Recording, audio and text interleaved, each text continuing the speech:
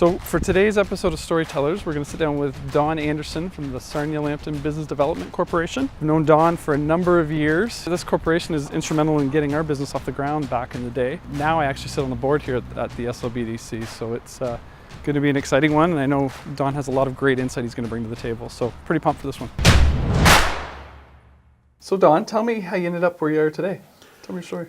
Well, it's interesting. It's been an interesting career. Started out thinking I was going to join the military and ended up in financial services, and I've been in financial services for over 30 years. Predominantly doing community banking and then functions in head office roles and regional office roles, commercial banking, corporate banking, personal banking, all those kinds of good things, but always had an interest in the last few roles I was in when I was in the financial services sector were more the medium to larger businesses, but I always had an enjoyment of the small business sector. This is where it starts. This is where the grassroots are. Yeah.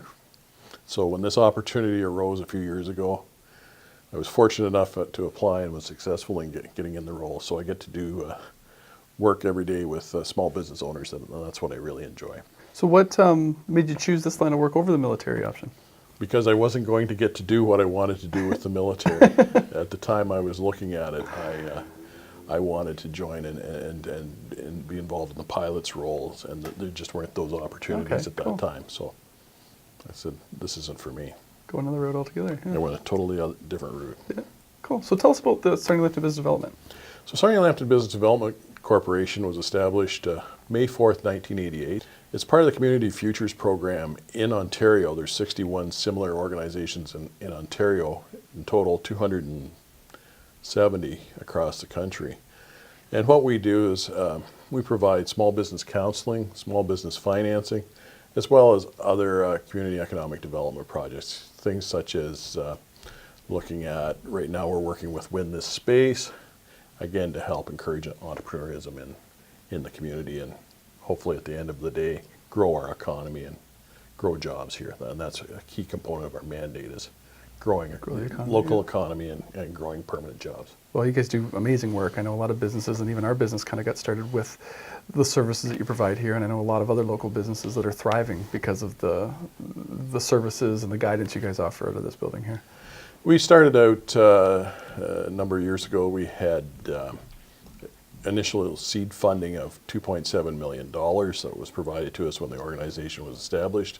We've grown that to just right at $10 million now. So it's kind of a pay it forward concept that all those loan clients and business clients that we've had over time that have borrowed money, as they repay it, it comes back, we grow the fund, and it enables us to help more.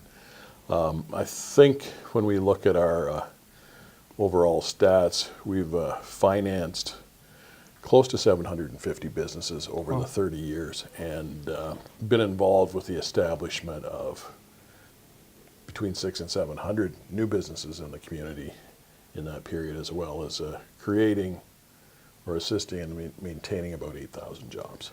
That's amazing. Like, this really is a pillar of the community.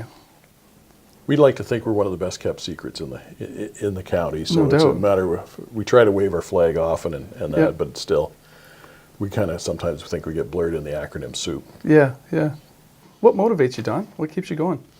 The thing that I think that motivates me, and it's been a pleasure to me, is when I drive down the road and I see a business we've helped at some point or have been involved with earlier. An example is one I can think of. Started out of his parents' garage in the northern part of this county, and the business has grown and employs about 60 people in Strathroy on a regular basis.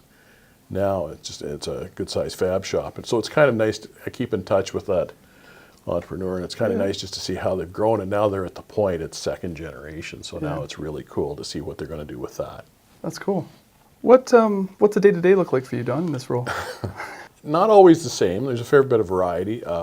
Interesting phone calls sometimes, people dealing with some of the challenges of what they've encountered with their business, trying to point them in a direction, take a look at their circumstances and develop a financing plan. Try and identify some gaps in the community, things that we could assist with and help move forward. And what's the one role you love the most? The role I love, I think as much as anything, I enjoy the interaction with the entrepreneurs. they're living it every day. They've got their funds are invested, Yeah. they're invested. And it's nice to just have conversations dealing with people that are looking at some of the same challenges from different perspectives. For sure. And how they're going to deal with the challenge and how they're going to move forward. And that's an amazing comment there, because I see that every day as the completely unique businesses, completely unique service industries, but the exact same recurring issues that pop up. And some of those issues are, certainly the human resource side is always an issue, and I think when we look back at what some of the demographers were saying 20 years ago, we're starting to see, I call it the war for talent, is becoming more and more prevalent. There's fewer bodies to man the positions. We're seeing that with the need for greater inflows of workers into the community and into the country. And I think also if you've got the right talent set, you're in demand. Yeah. And that seems to be one of the biggest challenges, is sometimes it's the skills mismatch. We have people that are looking for work, they just don't have the right skills, and we have other jobs that are going begging for somebody to fill them. Do you see any sort of trend in the next 5 to 10 years within Sarnia-Lambton of where those skills are going to be?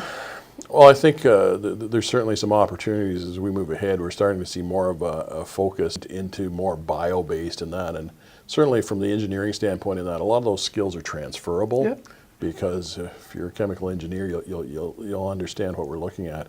So I think there's opportunities there for folks looking to get involved in production. There's going to be certainly, as these things evolve and we start to build plants, there's going to be construction work related to that.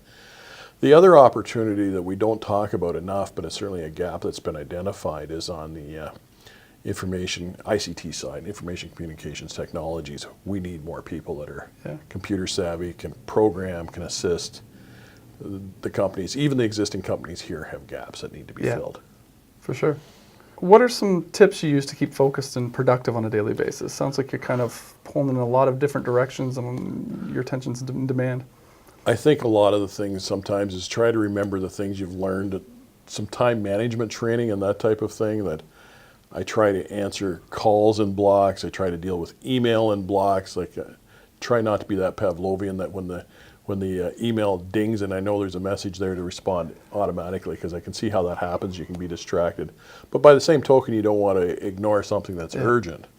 But it's a matter, I think, of just kind of trying to manage your time as effectively as you can, that you can deal with the challenges as they come at you. And I don't think those skills ever stop in terms of being in need. Time management is always one of those thorns in the side that you can never seem to get right, and there's never enough of it. So, well, and it's one of those things too. It's sometimes to take a few minutes and look at what you can do better. But one of the other things I think we need to identify if you're in the workforce is what are time wasters?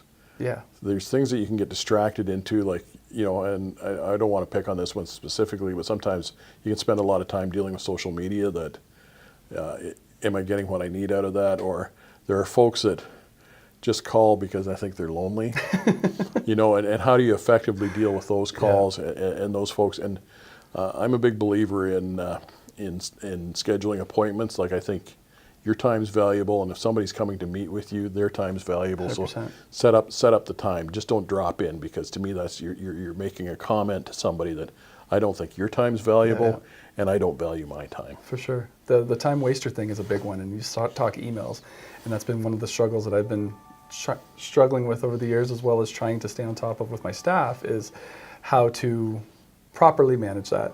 Is there anything that keeps you up at night?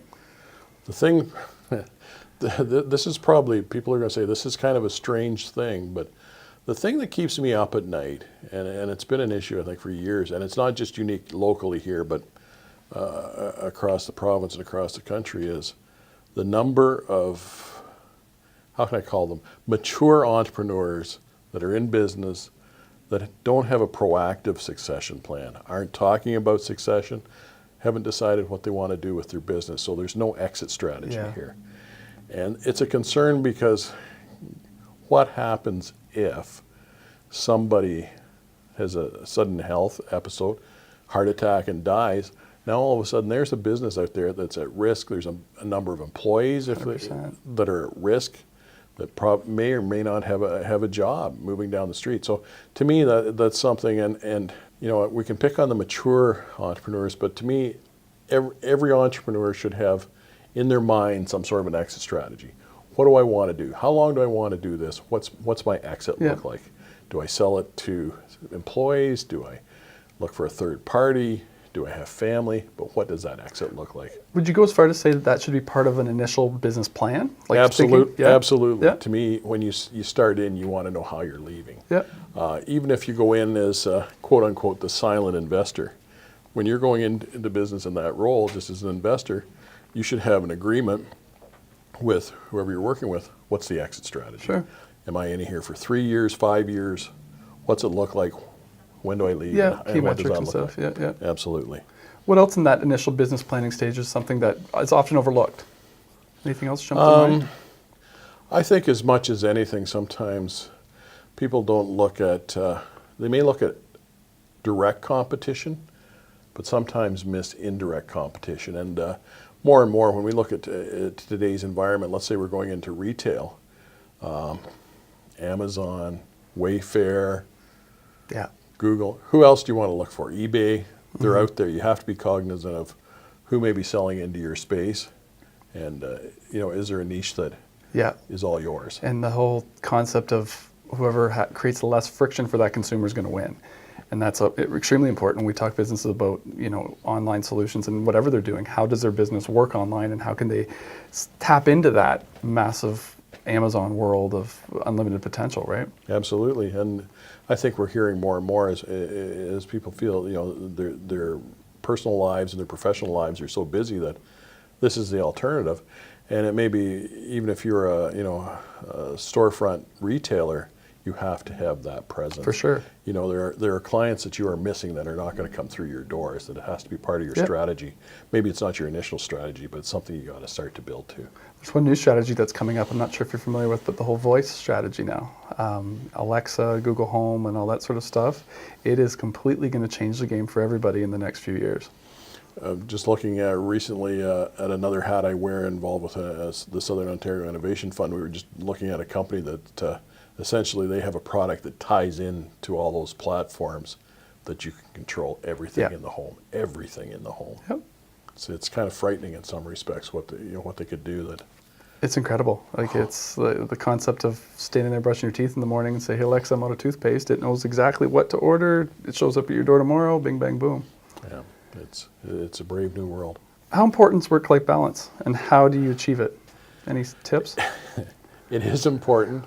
I think it's something that everybody strives for. I think we all have good intentions of getting there. There are a few people I can honestly say I've met that I think manage it very well and know how to do it. Am I one of them? I wouldn't call myself one of the best, but one of the things I've tried to do over the years is always volunteer or be involved in something that forces you to do something different, something away from, and you commit a period of time. I used to coach competitive soccer for a number of years. I was involved with Scouts Canada for about 15 years. I've been on different church boards and other organizations, and even service clubs. I think there's an opportunity for a lot of folks to get involved in service clubs because there's a giving back element to it, as well as there's a social aspect to it. So it gives you something that's away in a different feel for life. Do you see the younger generation getting on board with that?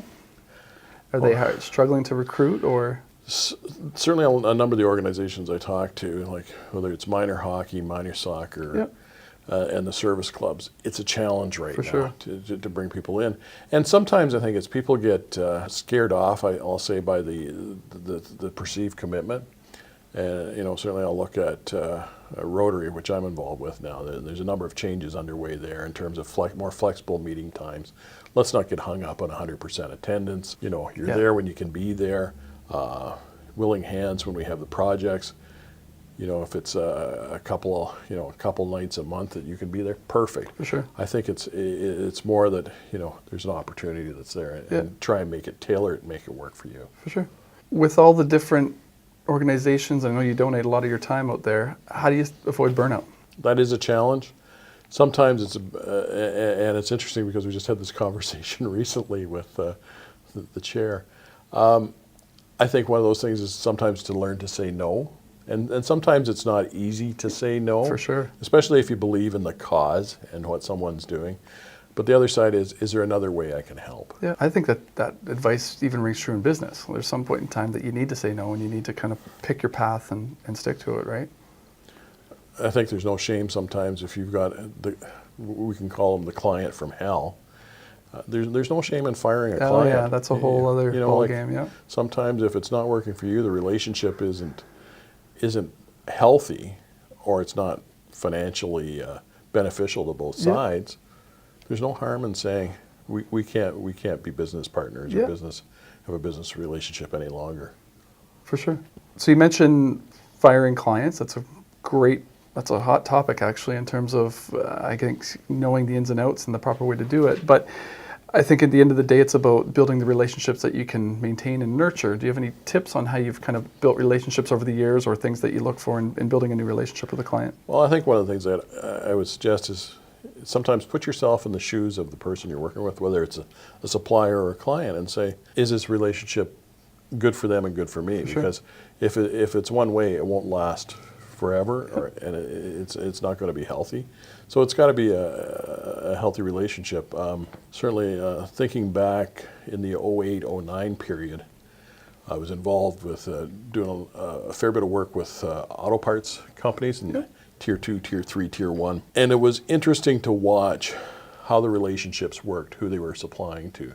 Some of them it was very cut and dry, and you just deliver things. And others, the manufacturers were supportive. They were saying, we see you have a problem, we see we have a challenge, we need to work with you to solve that. And I always look back at that and I thought, boy, there's a strong loyalty, manufacturer to supplier, but down the road there's going to be a strong loyalty back, supplier to manufacturer, that if they need something, it was a very collaborative, cooperative relationship. Yeah. And I think that's a good model. It's one I would suggest. And it's and both sides were benefiting, both sides were doing well, and the manufacturers were looking at those suppliers and saying, we want to see you do well. We want to know you're here. Yeah, exactly. 5 years from now, 10 years from now, whatever. So Don, within the organization, what sort of culture exists, and what do you do to kind of nurture culture here? I think as much as anything, if I was trying to define it, I would call it collegial. We work well together. We talk about the challenges each of us have or what's going on. So I think that's how I describe it. And I think it's as much as anything is just trying to maintain an open door policy and communication and move that forward. So Don, within the organization, and even tips for businesses out there, how do you find and retain talented employees? Well, I think certainly one of the things I've looked at over time, and having been involved in just a pure recruiting role for one of the banks when I was working with them, the thing, as much as anything I find that's as helpful, is to look for attitude and aptitude. The people have a positive attitude towards what they're looking. They're interested in what they're doing, and I always think you can teach skills from there. Sure. In terms of retention, sometimes that's always a challenge, because by the same token, if you're growing somebody, there comes a time where they may need to go somewhere else to get the experience.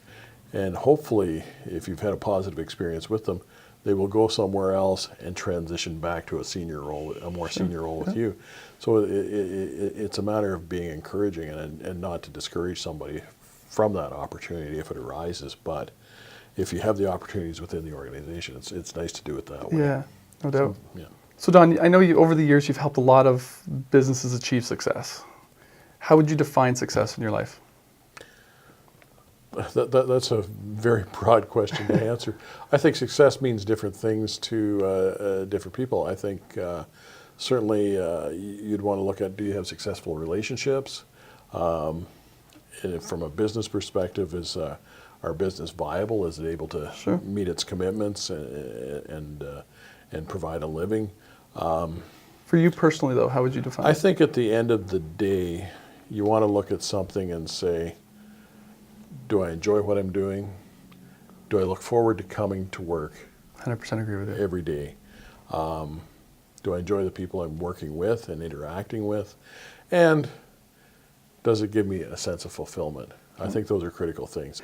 Is there a particular skill that you think somebody needs to have in order to achieve success, or a collection of skills? Probably one of the biggest things I think sometimes is perseverance, just to stick with something. I think the other thing probably too is being a little bit flexible, because sometimes you're going to come to a crossroads, and where you think you should go may not be where you end up. Yeah. You know, that there may be an opportunity come along, or a change that comes along, and at the time it may not be where you perceive that you wanted to go. But I also believe, and it's funny, I was referring to this the other day with someone, so we give our age away, that if you remember Rowan and Martin's laugh in, there was the fickle finger of fate. Okay. And we talked about, you know, sometimes the fickle finger of fate determines where your life is going to go and what's going to happen. For sure. It's beyond your control. Yeah. And just take it in stride, and away we go. So on the topic of success, Don, is there any one moment in time that stands out as being a big success or accomplishment within your life? Big success or accomplishment. I think being a parent is probably a success and an accomplishment in and of itself. But from a professional standpoint, I think I would have to say there's a couple times that I was an award winner for different organizations that involved with it. You know, had national recognition, and that was cool. It was kind of cool to be in the limelight for a few minutes. Yeah. On the flip side, is there a failure that stands out? And anything you learned from it? Yeah, there's probably a failure, and it was dealing with the someone entrusted what they were telling me too long, too far, too late. Unfortunately, it ended up in a circumstance that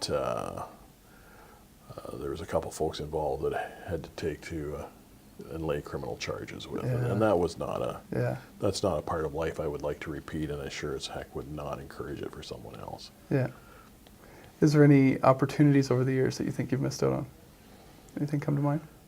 I'm sure there are, but I guess I look at it, I try to drive forward and not looking in the rearview mirror. Yeah. Because there's always things that if you wanted to look at it and say, coulda, shoulda, woulda, you'll drive yourself to. Sure. What's the best piece of advice you've ever received over the years? It's kind of an interesting piece of advice, and it was a little intimidating at the time. It was when I first reported to an office. I was working for one of the senior vice presidents when I was with the chartered bank. And the first day working with him, he said, just remember this, none of us are irreplaceable. And it was kind of, way to set the tone. It was kind of daunting, and I didn't know really how to take that. But when you look at it over time, we all do a terrific job or do our role. But at the end of the day, the organizations will continue on whether we're there or not. Someone will step in.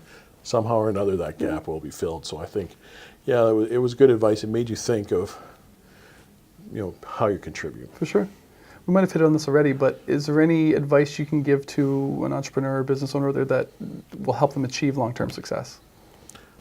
I think as much as anything, maybe touched on it earlier, it's perseverance. It's stick with it. Yes. You have to stick with it if you truly believe in what you're doing and that there's an objective. With a caveat that, if after a while you're not getting there, you maybe better bounce it off someone else. Yeah. But the other key element I would say to an entrepreneur is please, please, please look for an advisory council or someone else as a mentor just to give you some advice, because the role is so broad, the things you need to know are so varied that you can't know it all and you can't be an expert in all. It's even that devil's advocate role. Like it gets lonely sometimes being there and making all the decisions, or having somebody to bounce that idea off.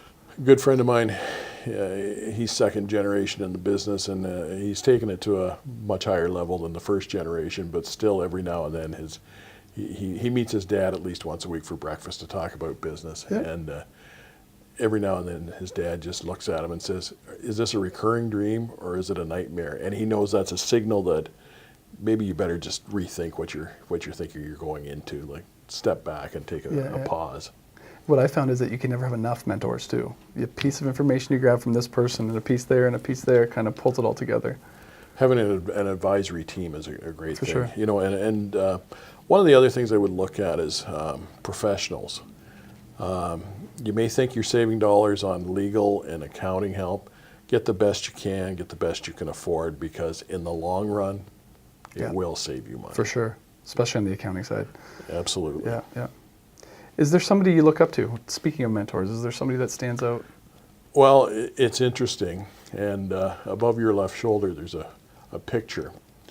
There was a lady I came to know and really appreciate when I was in Peterborough. Her name was Erica Cherney, and she became a mentor for me. And Erica just passed away about 14 months ago. But she was somebody I always reflect upon our discussions. There was good advice, and there was just a good person there. Yeah. And somebody I truly appreciated the time I got spent and got to know with them. Yeah. If you had the ability to start over, what would you do? Would you do anything different? Wow. To start over and do it again. That's a difficult question, because certainly there's probably another life you might choose to live. Yep.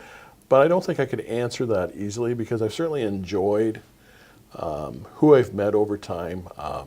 I've had the opportunity to work in about 18 different communities in Ontario, seen different things, met a wide variety of people, and I guess I'm privileged to say that we still have friends in most of those communities that we're still in regular contact with. To have started down a different path, I'm not sure I would have had the opportunity to meet some terrific people. And every person we ask that question to, we get the exact same answer. That obviously you love what you do, and yeah. Where do you see yourself in 5 or 10 years?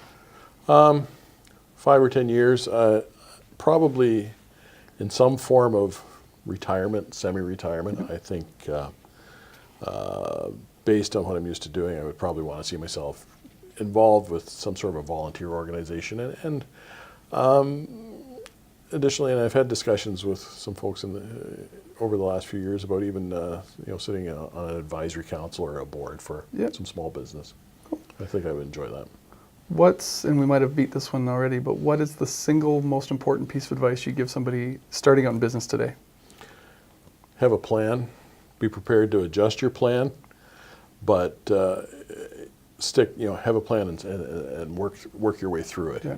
If you don't have a plan, I'm a big believer in fail to plan to fail.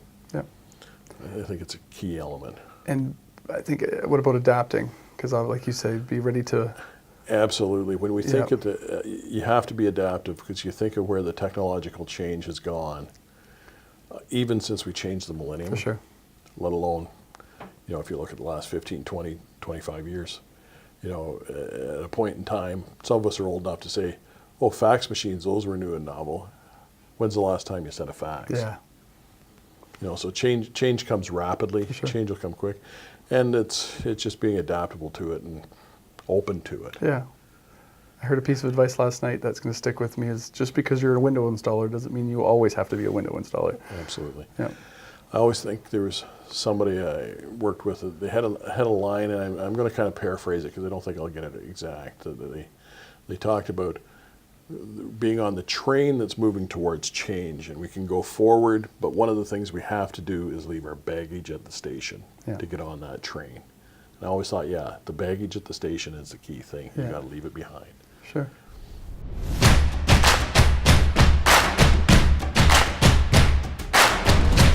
Morning person or night hawk? Morning person, formerly night hawk. Yeah. Pre-kids. I see. My morning person routine is to get out of the house before the kids wake up, so I don't have to deal with them. It's a win-win. I've been accused of that. Do you prefer to read your news on a device, or such as a phone, or paper? Given the choice, paper, but the paper I like to read, I have to read online because it isn't delivered locally. Yeah. What's your social media platform of choice? Twitter, LinkedIn. Yeah. I see you're active on Twitter. Country or city living? Well, I think we're fortunate here because we have really both. A little of both. Yeah, we have a little bit of both, but certainly small town Ontario has its benefits. What's one thing that's on your bucket list? New Zealand, Australia, and predominantly because when my great-grandfather came to Canada, my great-grandmother's part of her family went to Australia. So we've had contact, so I'd like to go and see them physically. Cool. What's a pet peeve? Pet peeve? Well, one of them is people that call and leave a message and don't leave me a return number. Certainly. Just assume you know it, right? They assume you know the number. Yeah. Favorite food? Favorite food? Well, being a carnivore, I'd have to say a nice medium steak. Good choice. Dogs or cats? Dog. Clean or messy desk? Bits of both, but I like things in a file. I don't like paper all over. And the new question we've added, what song do you want played at your funeral? There would be two. And they're similar. Remember Me, Josh Groban, and I Remember You, Sarah McLachlan, mostly because I'm a Sarah McLachlan fan. There's a little tidbit of info. Yeah. Good. Cool. Well, thank you very much, Don. Well, thank you. It's been a pleasure. It's been a pleasure. I really enjoyed it. Appreciate it. Thank you.